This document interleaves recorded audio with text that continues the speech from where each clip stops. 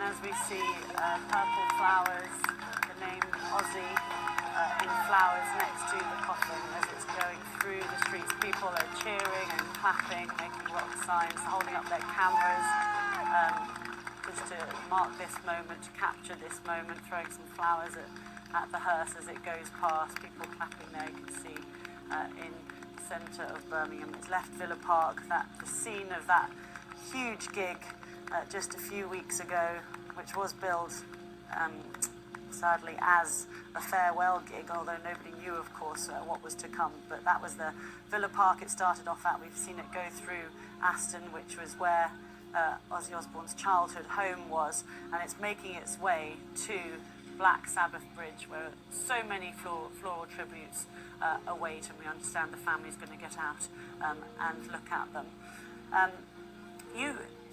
You talk about, Ian, you talk about your experiences of interviewing Ozzy in the book. Talk to us about, not perhaps the showman, but what he was like when he wasn't on stage, when he wasn't in front of a camera. Did he let his guard down with you, do you think? Not to lower the tone, Lucy, but when I spoke to him, I actually didn't find him on very good form, which was a shame. I had interviewed him previously in person, and he was great. But one thing happened when I interviewed him. This was 2011, and it was at his the Osbournes' home that they had just outside of Amersham in Buckinghamshire, in rural Buckinghamshire. And it was a beautiful spring day, sunny spring day, and we were sat on garden furniture. And he sort of let slip that despite having a brush with sobriety at the time, he said he retained the ability to be able to score drugs anywhere in the world inside of 15 minutes. And I remember looking out at the undulating fields that abutted the garden, filled with grazing sheep. This perfectly bucolic scene, and rather certainly and flippantly I said, "Yeah, I bet you can't round here." And with a surety of purpose that I honestly will remember for the rest of my life, he turned his head and looked me straight and hard in the eye and said, "How much do you want to bet?" And I thought, you know what, not very much, Ozzy. His honesty was a huge part of who he was. So open, wasn't he? So very much sort of, this is who I am. I'm not going to pretend to be anything else.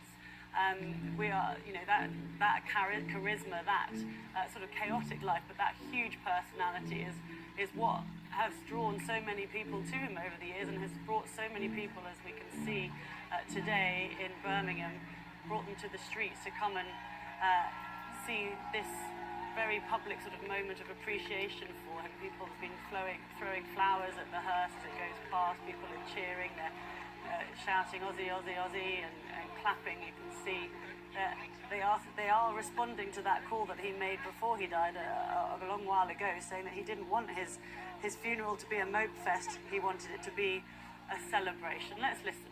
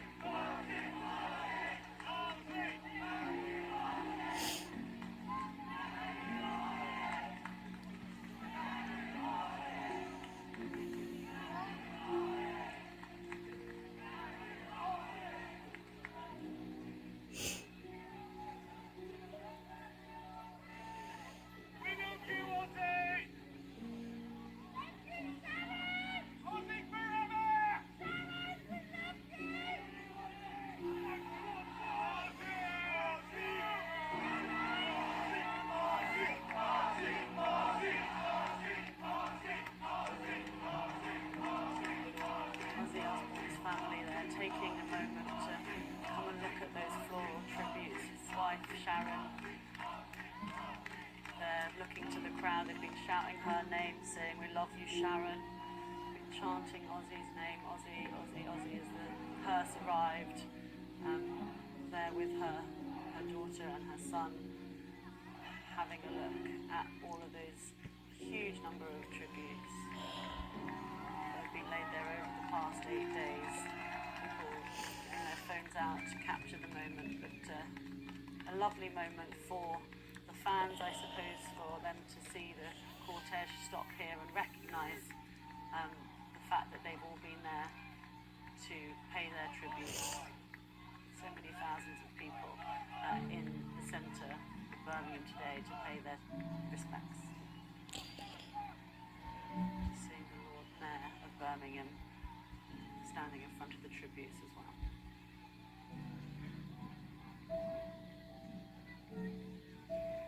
You're watching BBC News and our coverage as the city of Birmingham pays tribute to Ozzy Osbourne, Black Sabbath frontman who died last week at the age of 76. We're just seeing the funeral cortege there, which has stopped on Black Sabbath Bridge, a Black Sabbath bench, and the family, we've just seen Ozzy's wife Sharon and his children get out of the car along with other relatives and friends in the funeral procession, get out of the cars and go over to the flowers and read some of the messages, and they were greeted by the Lord Mayor, taking a moment to reflect on the huge amount of support that there is there in Birmingham today and has been over the past few days for the family. People were chanting Ozzy, Ozzy, Ozzy as the hearse pulled up and stopped in front of them. They've been shouting at Sharon, telling them they love her. Family, obviously, hugely difficult day for them. Hugely difficult, but even so, they're taking the time to come out and pay their own tribute, really, to the fans who are so keen to be a part of today. This is the public moment of the day. This is the public moment where the cortege is coming through the centre, but the funeral itself is going to be a private affair. Let's bring in Claire Sturgis, the DJ, former host of the BBC Radio 1 rock show.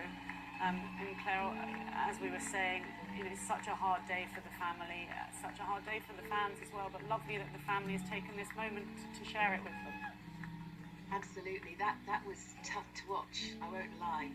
I just wanted to pick up the family in my arms and hug them, but it was something they needed to do, they wanted to do, and it was so lovely to see them there, that they wanted to come and share the moment, see that beautiful signs, all the letters, all the tributes, the beautiful flowers. It was important for them to see that, be part of that.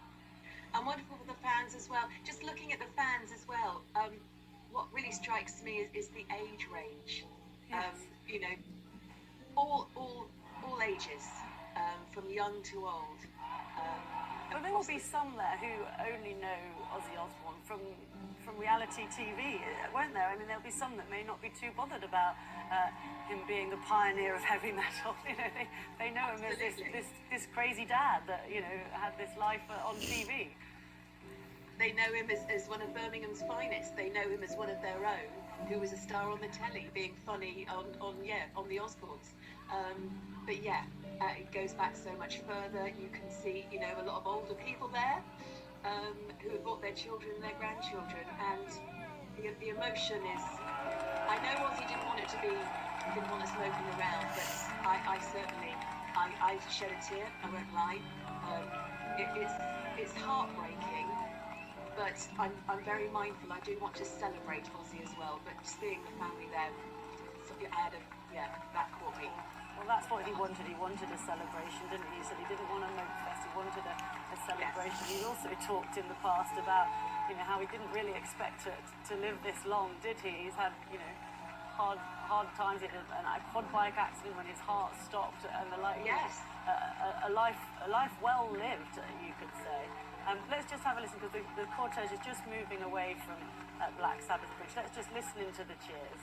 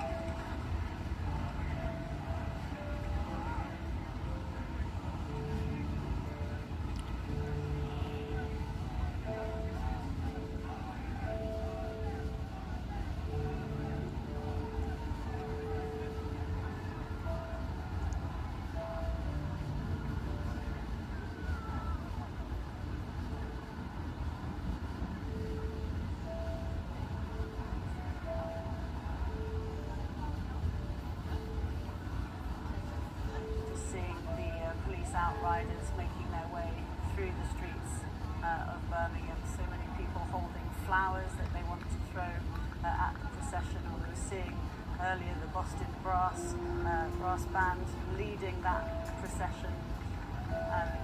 Really huge numbers of people have turned out in Birmingham today to pay their respects to one of their own. Claire, let's just talk more, if we can, about the legacy, the musical legacy. And as we were saying, how there was no heavy metal before Black Sabbath, before 1970. How big an impact is it, as a DJ yourself, how big an impact has Black Sabbath had on the music world itself? It's almost impossible to understand how they created this and how there was nothing like it before. Of course, it was before our time, but it just didn't exist before Ozzy and Black Sabbath came along. And I still find that, wow, what if we had something like that happening today? You just can't imagine what that would feel like. So yeah, for people who lived through, people who discovered Black Sabbath in the late 60s, this is going to be a monumental occasion for them, because this has been their life. Ozzy has always been there for us. He's always existed. Black Sabbath has always been there. But the fans, right at the beginning, there was nothing. And then there was Ozzy and Black Sabbath. So, yeah, I think we can't get away from how important that was to fans. And again, we go back to the city of Birmingham, because before then, proudly, life was hard, sometimes bleak, and out of that came this hard, bleak, horror-tinged music that changed the lives of so many. Really, I think that's the thing, it changed people's lives. Hearing this sound that you've never heard before, that actually might have been quite, I don't think I like that, that's quite scary, but once you heard what they were singing, and the chord progressions, everything about the music was just mind-blowing. And yeah, there was no heavy metal, and then there was Black Sabbath, and I think that's just incredible. And again, just looking at this procession here, just looking at the cortege, it's just, I wish I was there for a start. I think Ozzy would have loved this, and I wondered, again, as you said, he didn't really think he would make it this long after, the life he had led. But he always said that music saved him. Music was his life. Music kept him going. If it wasn't for music, there'd be nothing. So all this, and seeing the band leading the procession, he would love this. Absolutely. You were talking about the way that people sort of felt like they needed it. These guys, he called them, the four local lads. They were of the people. They were genuinely, doing music for people, around them, for their sort of people. It wasn't some constructed band. I mean, it wasn't a way in the sense that he looked for other bandmates, didn't he? It wasn't like they were sort of brothers or friends that got together, but it was like they were representing the people they were playing the music for. Yes, very much so. Yeah, they were from the same area, and they very much came together, like-minded spirits. And then that sort of spread out. We had Led Zeppelin as well, who also had Birmingham connections, Judas Priest, and then you go on to Deep Purple, and then this whole genre was born. And from it, I mean, I dread to think what would have happened if we didn't have them. What would we be doing if there was no Ozzy and Black Sabbath? That's what I worry about. Luckily, this is what he's given us, a whole legacy, a whole lifetime of incredible music, and from Black Sabbath came so much more, and will continue. His influence doesn't stop today. That influence. Yeah, we'll just leave it there for a minute. We've got to take a little pause, but thank you so much for your contribution today to talking to us. It's been a real privilege. Claire Sturgis, DJ, former host of the BBC Radio 1 rock show. These are the images of Birmingham paying its respects to Ozzy Osbourne.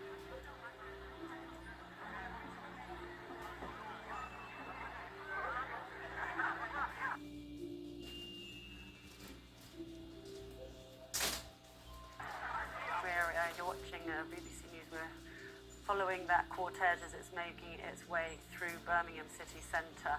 It started off at Villa Park, made its way through Aston, that Ozzy Osbourne lived when he was a child, and then it's made its way through Broad Street and through to the Black Sabbath bridge, the Black Sabbath bench there, where so many flowers and tributes have been left. And we saw the family, the wife, Sharon Osbourne, and Kelly and Jack daughter and his son take a moment to get out the car along with the other friends and family that were in that funeral procession. They got out at the bridge to take a moment to look at all of those tributes. And our reporter, Mark Savage, is on that bridge and was there for that moment. Such a moving moment, wasn't it, Mark, where the family wanted to show their respects to the fans who've made all of this effort and shown such warmth to Ozzy over the past week or so. Absolutely, it was incredibly touching. I think one of the things that I noticed standing here is that all of the fans who'd been filming the cortege as it approached on their phones lowered them and just joined together in that huge chant of Ozzy, supporting the family as they went and read those tributes and laid some tributes of their own at the memorial that has now taken shape over the last week at the Black Sabbath bench.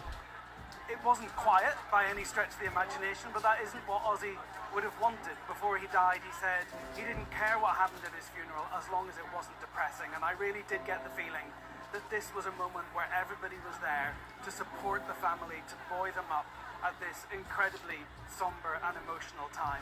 And it felt like a really fitting send-off for someone who lived their life to the fullest. Thank you so much, Mark Savage, for us there on Black Sabbath Bridge. Let's see if we can bring in Adrian Goldberg, a music broadcaster and journalist, and Brummy himself. Hello to you, Adrian. A fitting send-off, Mark is saying.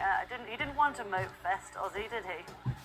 Absolutely not. I'm only sorry I can't be there. It's the summer holidays and I've got childcare commitments today, but I would have loved to have been there. And it's wonderful for Birmingham. I know it's a sad occasion. Of course, it's the death of a man, a legend in Ozzy Osbourne, but it is also a great moment for Brummies like myself to celebrate his brilliant life and to celebrate heavy metal music, which has gone from Birmingham all around the world. You know, this is not just a UK phenomenon, it is a global phenomenon. Massive fans in the United States who were obviously influenced by Black Sabbath. The recent concert at Villa Park, you've got these bands like Anthrax and Metallica, you've got Tom Morello who curated it from Rage Against the Machine, you've got a whole massive heavy metal scene in Brazil, for example. So I think it's just a moment for Birmingham to reflect. It's a place, Birmingham and the West Midlands is a place where we tend to be quite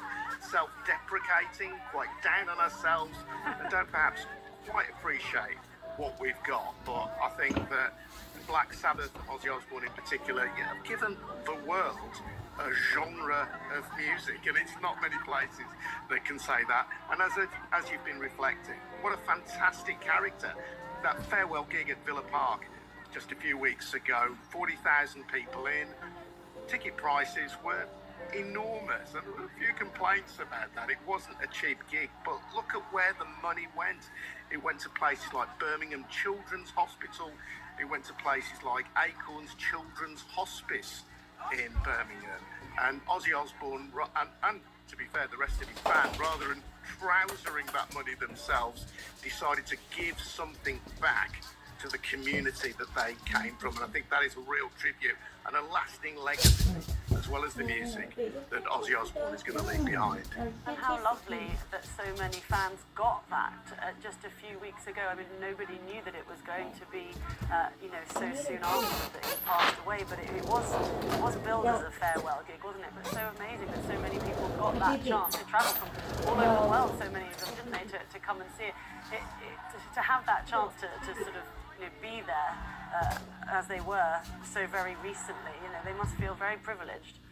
Yeah, well, it was a brilliant event, and as you say, it touched people all around the world. People travelled from far and wide. I was in London on Saturday as it happened, and came across people who had been or were going to an Oasis concert, but there were also a lot of people who were going down to London in tribute to Ozzy Osbourne, albeit attending an Oasis concert, wearing their Ozzy Osbourne and Black Sabbath gear, just to reflect the fact that, Oasis, a great British band of their kind, but also wanting to go down and say, don't forget Ozzy, because Ozzy was a great person. And it's really interesting when we talk about the different phases of his career.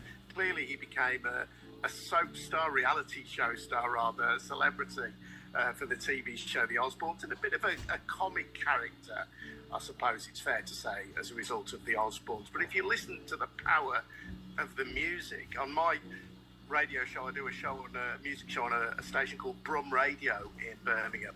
I played all 8 minutes of the track War Pigs the other day. Not a track that is generally played on the radio, and if Black Sabbath are played on mainstream radio, it tends to be Paranoid, which is a great song. But listen to the power, both the musical power and the lyrical power of a song like War Pigs.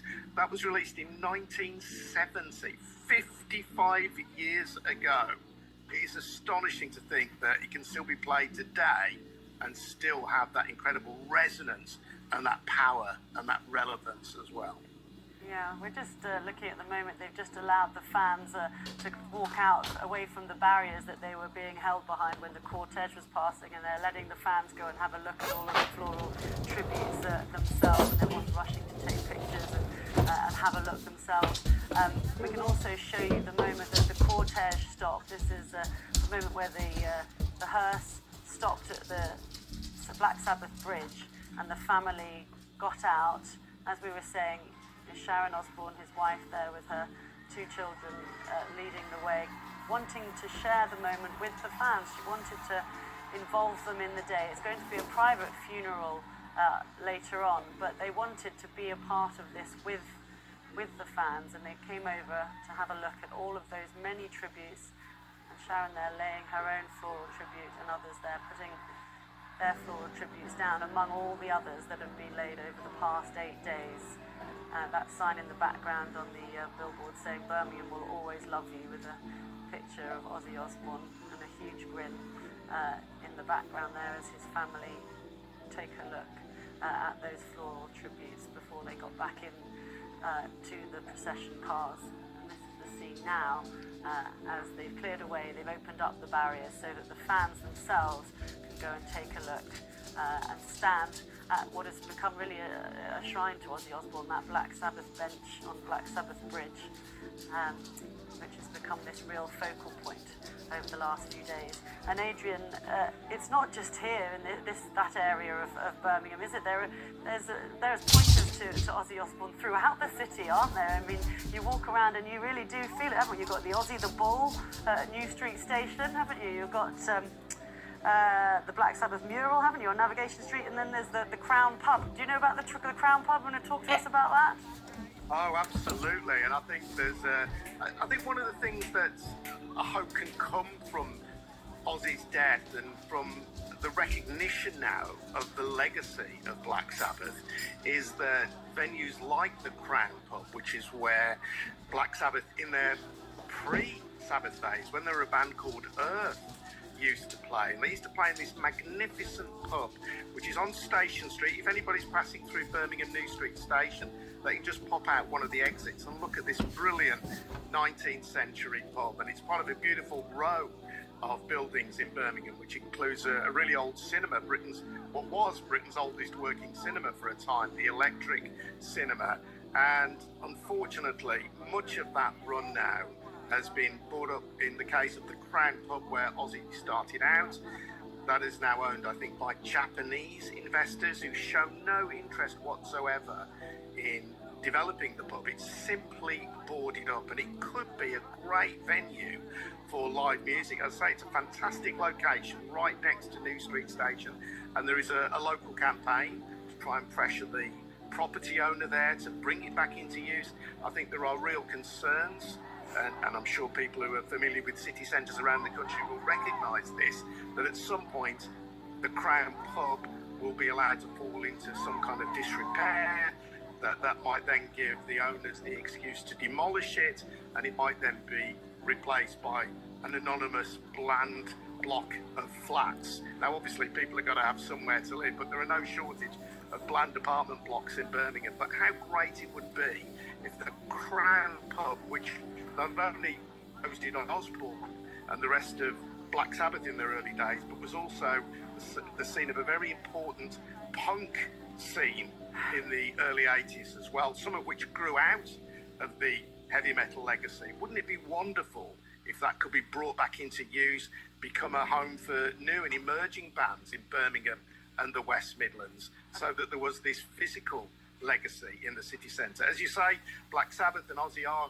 commemorated in murals all around the place, but wouldn't it be lovely if the Crown Pub, where Ozzy started out, were brought back into use and became a home for new and emerging music, and maybe touring bands as well, because music's in us. People might not think of Birmingham as a musical city. It's a hugely musical city, and I think it'd be great to have this focal point as a home, a legacy for Ozzy Osbourne. Okay, thank you so much for joining us. A proud Brummie, Adrian Goldberg there.